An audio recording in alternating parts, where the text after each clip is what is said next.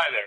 A lot of people ask, "Hey, Ken, I got to negotiate my salary. What do you think?" Whether it's a recruiter, current position, etc. And I say, "Whoa, well, before you got to this position, you should have been negotiating." Negotiations has micro negotiations throughout.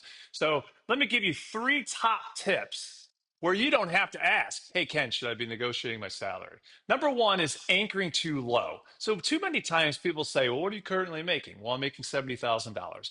Okay, well, don't tell the recruiter because as soon as you tell them that, that's what they're going to anchor to, right? So you want to come in and say, "Well, I'm going to make 80 to 95,000." Tip number two, why 80, Ken? Well, because if you currently work for a company, they're going to come back and match generally 10, $15,000 depending on the level. It takes money to recruit, retrain you, and then replace. So they're going to try. I've hired hundreds of people. I've done this hundreds of times. People come in, I say, "Absolutely, I'll go up to 80." Here's the problem. If you don't factor that in, now you got an offer from the new company for 80. I just came in at 80. You're not going to leave for nothing. So you're going to go back to the recruiter and say, "Hey, they gave me 80." You're going to say, "No problem." They're going to come back at 85. Then you're going to come back to me and say, "Hey, I got 85." And I'm going to say, "Well, I wish you'd have told me. I could have came up to 85 or we would have just parted ways." But either way, it's a bad taste in everybody's mouths. Just don't do it. And number three is looking at the overall comp package.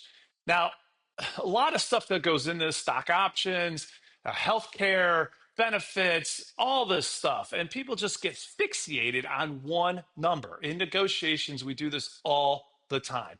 So look at the overall package. And let me give you one example that's going to hit home is a lot of companies are offering unlimited PTO. And people say, "Well, I have unlimited PTO now. I have unlimited PTO there. It's a wash." Not always the case.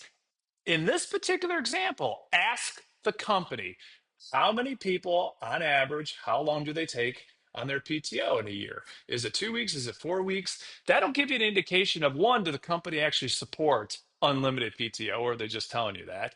And it also give you an idea of work life balance. So this is just three little tips, micro negotiations that'll stop you from saying, "Hey, Ken, should I negotiate my salary?"